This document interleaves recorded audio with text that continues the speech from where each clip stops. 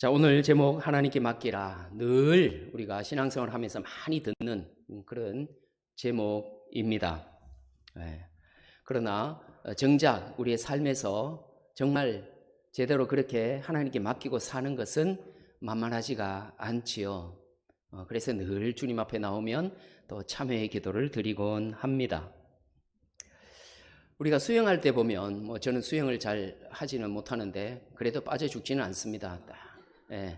생존 수영법 계속 떠 있을 수는 있는데요. 아무튼 이게 수영을 잘 못하니까 아무리 힘을 써도 앞으로 잘 나가지는 않습니다. 힘은 드는데 전진이 잘 안 되죠. 천천히밖에. 근데 수영을 잘하는 우리 허건사님은 늘 수영을 하시는데요. 매주. 그러니까 수영이 아주 능숙한 분, 또 수영 선수 이런 사람들은 그냥 편안하게 하는데 앞으로 쭉쭉 나갑니다.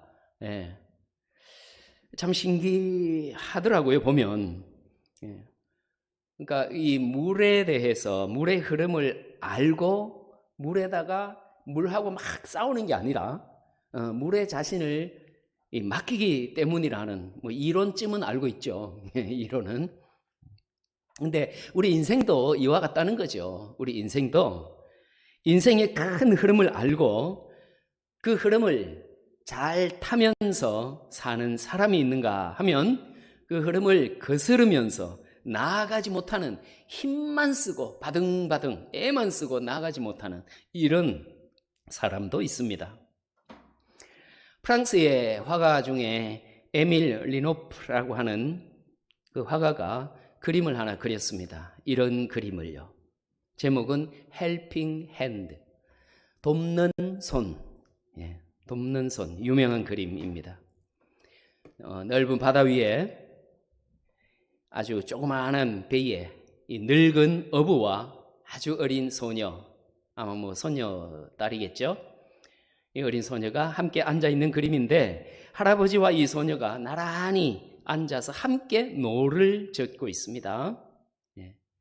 자, 이 어린 소녀는 자기 나름 열심히 노를 젓고 있지만 신용만 하는 거죠. 실제로는 할아버지가 노를 젓고 있습니다. 그래서 이 할아버지의 손을 두고 돕는 손이라고 제목을 붙인 것입니다. 근데도 이 소녀는 막 자기도 열심히 해서 배가 나가는 것처럼 그렇게 생각을, 자신만만한 모습이죠. 어디서 나왔을까? 그런 자신만만한 모습은 바로 할아버지를 믿고 할아버지에게 모든 것을 맡기는 데에서 나온 거죠. 할아버지 없이 혼자 하면 되질 않죠.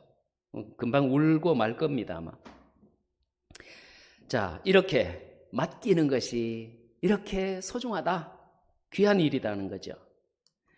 온 세상의 역사, 이것은 하나님이 주관하십니다. 믿으시죠? 네, 하나님이 주관하십니다. 우리가 한다고 해봐야 얼마 못 가서 우리는 한계에 다다릅니다. 이런저런 문제를 양산하죠. 하나님의 그 크신 손, 그리고 거기에 우리의 자그마한 손, 이것은 비록 그 하는 일에 있어서 우리는 하나님의 손에 뵈면 아무것도 아니지만 그럼에도 불구하고 하나님은 당신의 손으로만 일하시지 않고 우리의 손이 함께 얹어지기를 원하십니다. 그렇게 합해져서 하나님은 위대한 역사를 이루어 가십니다. 그러므로 우리는 이 어린 소녀처럼 전능하신 하나님께 맡길 수 있어야 합니다. 맡겨야 합니다. 우리의 모든 삶과 그리고 우리의 계획까지도 말입니다. 스스로 인생을 거슬러 전진하지 못하는 그런 초보적인 수영자가 아니라 인생의 큰 흐름을 하나님께 맡기고 나아가는 그런 아주 숙련된 수영자의 삶, 이것이 바로 우리 신앙인의 삶이 되어야 할 것입니다. 물살이 거셀수록 물의 흐름을 알고 그 흐름을 타는 것이 중요합니다. 오늘 읽은 본문은 다윗이 인생 말년에 기록한 시입니다. 다윗이 주변을 바라보니까 악한 자들이 막 그 득세해서 세력을 키워가지고 푸른 싱싱한 나무처럼 번창하고 있는 모습이었습니다. 악인은 만사가 형통하게 풀려가는 것 같은데 의롭고 경건한 사람은 오히려 시련을 당하고 어려움을 겪고 이런 상황을 보았습니다. 의롭고 선하게 사는 것, 정직하게 사는 것, 이것이 오히려 손해인 것처럼 보였습니다. 근데 이게 세상이죠, 사실. 세상이 이렇습니다. 그러나 다윗은 어떤 처지에 다다르더라도, 어떤 처지에 놓인다 해도, 또 어떤 상황이 어떻게 전개될지 알지 못한다고 하더라도 모든 것을 하나님께 맡기라, 이렇게 권면합니다.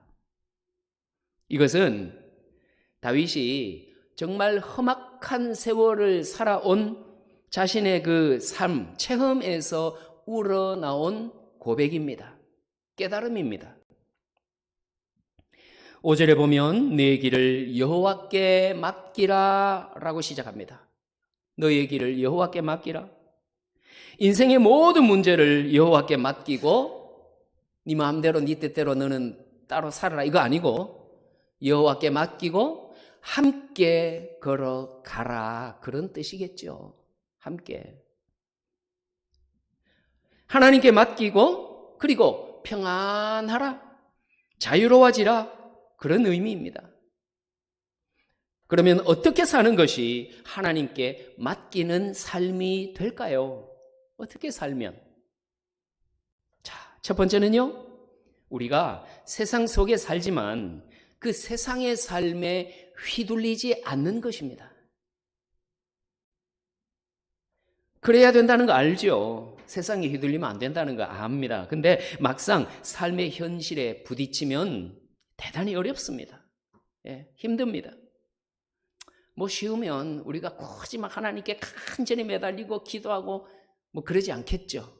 그냥 내 힘 가지고 충분히 살아낼 수 있으면, 예, 안 되죠.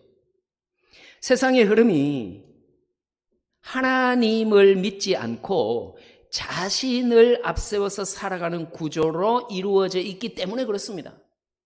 믿음의 방식대로 이렇게 가꿔져 있지 않잖아요, 세상은. 세상의 방식대로 하나님 없는 상태에서 만들어져 있습니다. 사람들이 그렇게 끌고 가고 있죠. 1절에 있는 말씀 봅니다. 같이 읽겠습니다. 악을 행하는 자들 때문에 불평하지 말며 불의를 행하는 자들을 시기하지 말지어다. 아멘.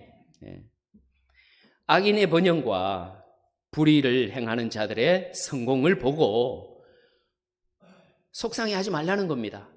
분한 마음을 키우지 말라는 겁니다. 그들을 부러워하거나 시기하지 말라고 합니다. 왜요? 이유가 그 다음 절에 나옵니다. 시작. 그들은 풀과 같이 속히 배임을 당할 것이며 푸른 채소같이 쇠잔할 것임이로다. 아멘. 속히가 문제예요, 그죠? 속히. 내가 생각하는 속히 하고 하나님이 끌고 가시는 시간에 속히 하고 이게 다르다 보니 나는 그냥 못 참는 거죠. 예. 결국은 뭡니까? 그들의 어떤 악을 행하는 자들의 잘 되는 거, 이거는 오래가지 못한다는 거 아닙니까? 오래가지 못한다는 거죠. 가만히 돌이켜 보십시오. 시기하고 불평스럽게 살아가는 사람이 행복하고 즐겁게 사는 사람 보셨습니까? 안 되죠. 안 됩니다.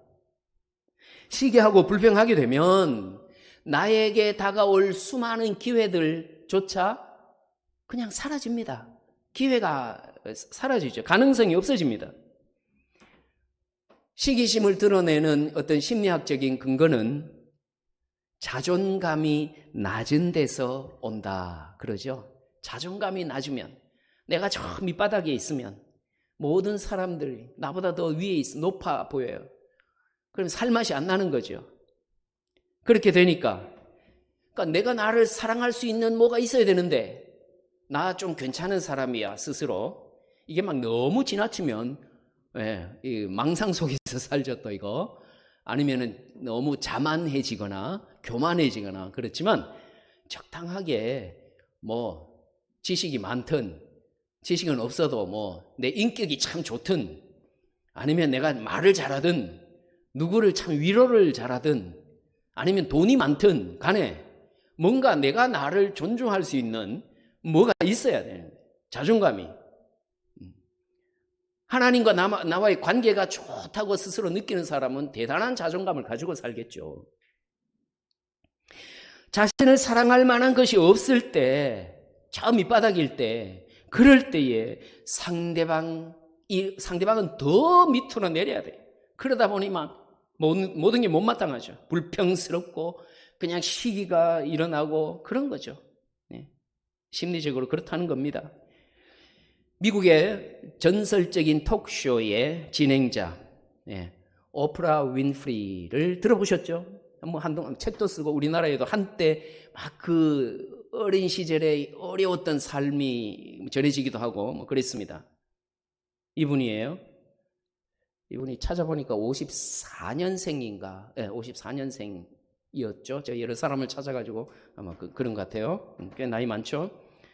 근데 이 윈프리가요, 레리 킹이라고 또 미국의 남자 유명한 우리 김은식 비사님 잘 아시겠네. 예. 아마 지금은 이제 뭐 됐는지 모르겠어요. 뭐 CNN 뭐 이런 거 틀면 항상 나오는 분이 있어요 보면. 이분하고 이제 인터뷰하면서 한 말이 있어요. 오프라 윈프리가 한 말. 저는 어린 시절에 항상 싸워야 했습니다. 아버지와 싸워야 했고, 삼촌들과 맞서 싸워야 했고, 오빠들과 싸워야 했습니다. 그녀는 처절한 가난과 너무나 가혹한 운명 때문에 뭐 어린 시절에 뭐 성폭행도 당하고 막 이런 것들이 있었죠. 예. 이런 것들 때문에 스스로 그냥 살 가치조차 없는 존재로 여겨져서 자살을 시도하기도 했습니다. 그러다가 어떤 방송 프로그램에 자신이 보낸 사연이 채택이 되어서 이제 방송을 타게 됐습니다. 이 일을 계기로 자신도 누군가에게 의미를 줄 수 있는 가치 있는 존재라는 것을 확인하면서 삶을 새롭게 시작하게 되었다는 것입니다. 그녀는 이렇게 고백합니다. 저는 제 자신을 항상 열어두고 있습니다.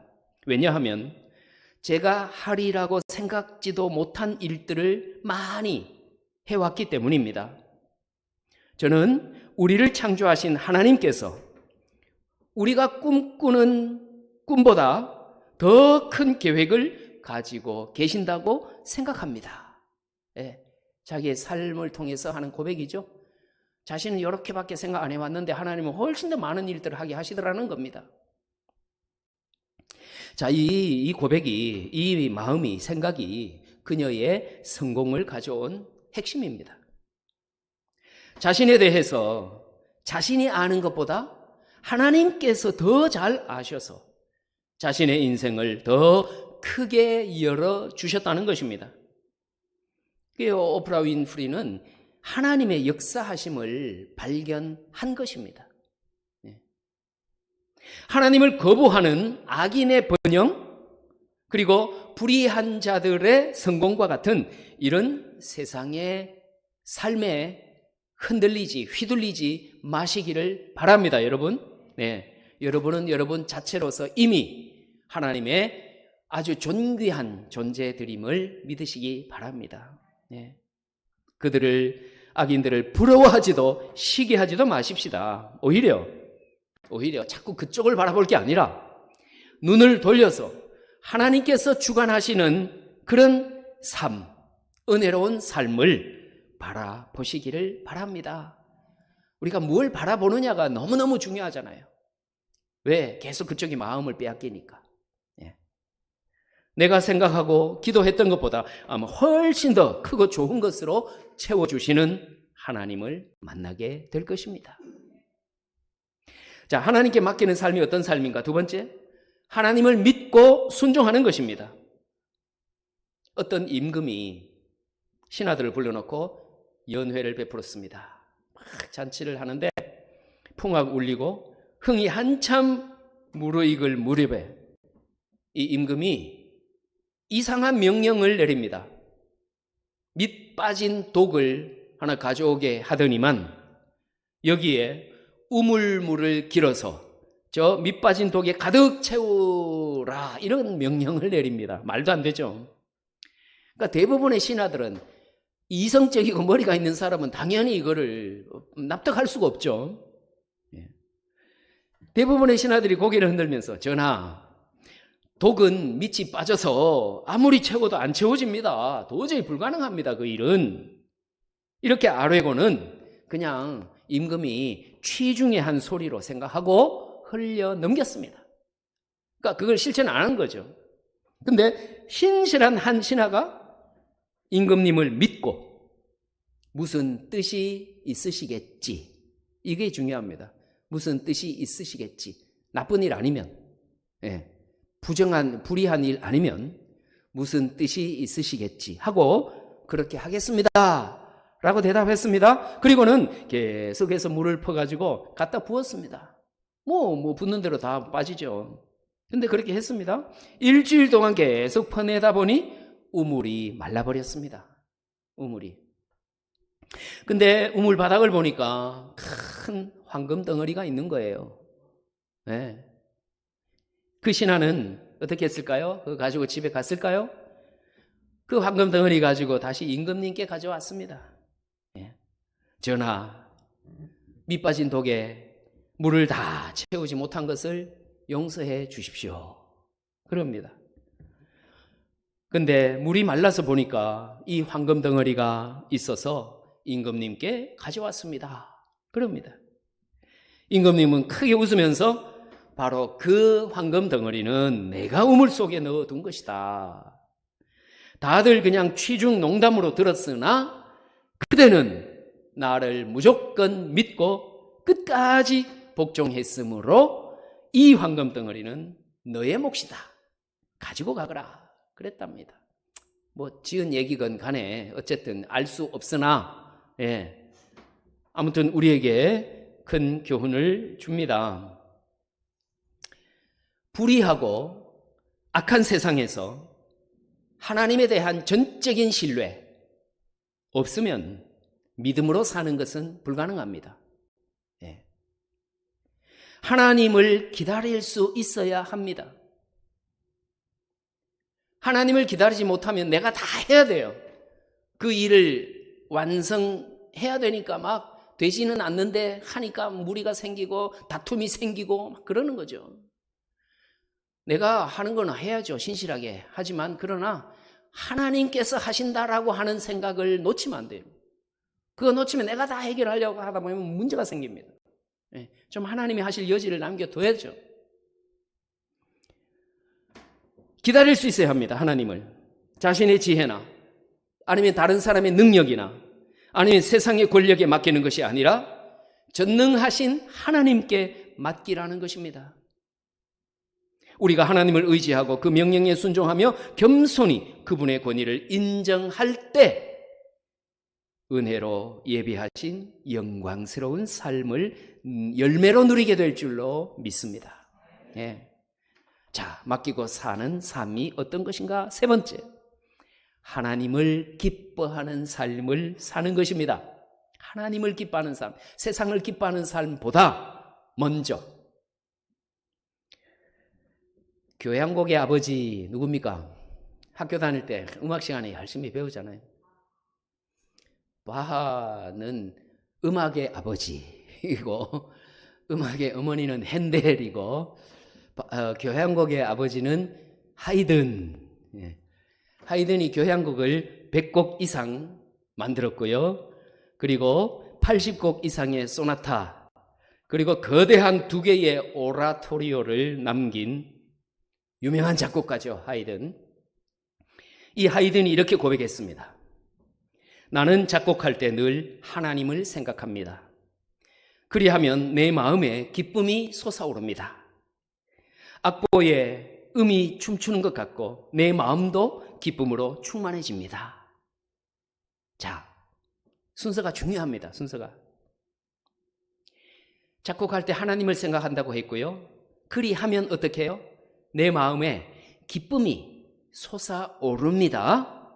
예. 그 다음에 악보를 보니까 음표가 막 춤추는 것 같고, 예. 그리고 또 그게 또 나를 또 막 기쁘게 또 합니다. 예. 막 선순환이 되는 거죠. 중요한 거, 곡이 좋아서 내가 기쁜 게 아니고 내 마음에 기쁨을 가지니까 좋은 곡이 만들어지더라는 것입니다. 예. 우리 흔히 옛날 그 코미디 프로그램 뭐 있었죠? 웃으면 복이 와요. 이 중요한 거예요. 그냥 복이 오면 웃는 거는 그거 권면할 필요도 강조할 필요도 없습니다. 그죠? 좋은 일 생기면 웃는 거는 누구나 저절로 합니다. 본능이죠. 근데 상황이 좋지 않더라도 어떻게 하면 웃으면 어떻게 된다? 복이 온다. 그죠? 먼저 웃는 게 중요한 거죠. 마음이 중요합니다. 화를 내면서 복을 가질 수는 없습니다. 맨날 화내면서. 예. 그러므로 여러분 마음을 기쁘게 잘 관리하시기 바랍니다. 마음을 기쁘게. 뭐 기쁜 상황에서야 이건 저절로 되는 건데 그렇지 않은 상황에서 이게 중요한 거죠. 그렇지 않은 상황에서 웃으면 복이 온다. 대개의 사람들은 자기 소원이 이루어져야 기뻐하는데 오늘 본문은요, 소원보다 여호와를 기뻐하는 것이 우선이라고 말씀합니다. 4절 말씀 같이 읽겠습니다. 또 여호와를 기뻐하라. 그가 네 마음의 소원을 네게 이루어 주시리로다. 아멘. 소원을 이루어 주시니까 기뻐하라는 게 아니죠. 여호와를 기뻐하라는 겁니다. 무조건 하나님 한 분만으로 기뻐하라는 거죠. 그러면은 너의 마음의 소원 이루어 주신다는 겁니다. 이것은 우리가 기도하고 간구하기 이전에 하나님께 구합니다. 해 주시옵소서 구하기 전에 어떻게 해요? 먼저 갖추어야 할 자세는 여호와를 기뻐하는 것이다 라고 하는 복의 원리를 가르쳐 주지 않습니까? 환경이나 상황이 유리할 때만이 아니라 악조건에서도 모든 것을 합력해서 선을 이루시고 형통하게 하시는 하나님을 믿고 기뻐하라는 뜻입니다. 그러면 모든 것을 복되게 하시는 하나님의 크시고 놀라운 영광된 섭리가 우리 믿는 자의 삶을 이끌어 가실 것입니다. 적극적인 사고방식의 그 카네기 교육을 창시한 데일 카네기라고 하는 교육가가 있습니다. 교육학자. 이분이 어렸을 때에 이런 일이 있었습니다. 한 번은요, 어머니 손에 이끌려서 시장에 갔습니다. 장에 갔는데 큰 바구니에 빨간 앵두가 수북하게 쌓여 있습니다. 앵두가 먹고 싶어가지고 그냥 그 앞에 가만히 서 있는 거죠. 근데 어머니는 사줄 형편이 못 되어서 사줄 수는 없었습니다. 그러니까 주인 아저씨가 아이에게 묻습니다. 카네기에게 앵두가 먹고 싶으냐? 물으니까 부끄러워하는 태도로 부끄러운 얼굴로 고개를 끄덕였습니다. 마음씨 좋은 주인 아저씨는 한 움큼 집거라 라고 했습니다. 그런데 이 카네기 어린 아이는 가만히 있습니다. 그냥 쑥스러워서 하여튼 가만히 있습니다. 그래서 주인 아저씨가 아니 왜 안 집어? 하시면서 그 주인 아저씨가 한 움큼 집어서 아이에게 줍니다. 예. 집에 돌아와서 어머니가 아이에게 묻습니다. 야, 주인 아저씨가 한 움큼 집으라고 했는데 왜 그냥 있었어? 그러자 이 카네기가 이렇게 대답합니다. 아저씨의 손이 내 손보다 훨씬 크잖아요. 글쎄요, 그걸 미리 생각하고 그랬는지는 모르겠지만 더 큰 손에 맡긴다는 거죠. 예. 자기가 집어봤자 조금밖에 안 되는데, 우리가 인생을 붙잡으려고 애써봐야 우리 손은 너무 작습니다. 너무 작습니다. 만물을 운행하시는 하나님의 그 크신 손에 여러분의 인생을 맡길 수 있기를 바랍니다. 능하신 하나님의 손이 이루실 때까지 믿고 나에게 맡겨진 일들을 신실하게 감당하며 살아가시기를 바랍니다. 종교개혁자 마르틴 루터가 한 번은, 루터는 아시죠? 마르틴 루터가 너무 피곤해서 잠자리에 들기 전에 이렇게 들면서 이렇게 기도했다고 합니다. 하나님, 이 세상이 하나님의 것입니까? 제 것입니까? 하나님, 이 교회가 하나님의 것입니까? 제 것입니까? 하나님의 세상이고 하나님의 교회 아닙니까? 이제 하나님께서 그들을 돌보십시오. 저는 그만 자겠습니다. 그렇게 기도했다고 합니다. 하나님께 맡기고 기도하는 게 편안하게. 모든 것을 하나님께 맡기시기 바랍니다. 불평과 시기를 그치시기를 바랍니다. 하나님을 의뢰하면서 적극적으로 선을 행하시기 바랍니다. 그리고 하나님을 기뻐하고 하나님께 순종하며 하나님의 때를 기다림으로 마음의 소원을 이루고 하나님의 영광을 보게 되는 복된 인생이 다 되시기를 주의 이름으로 축원합니다. 기도하겠습니다. 죄인인 우리에게 새 생명을 덧입혀 주신 예수 그리스도의 은혜와 맡기고 순종하는 자를 높여 주시는 하나님의 사랑과 세상에 휘둘리지 않도록 우리의 영을 지켜주시는 성령의 인도하심이 하나님께 인생을 맡기고 하나님을 기뻐하는 모든 예배자들이 그 소원을 이루기까지 함께하여 주시기를 간절히 축원하옵나이다. 아멘.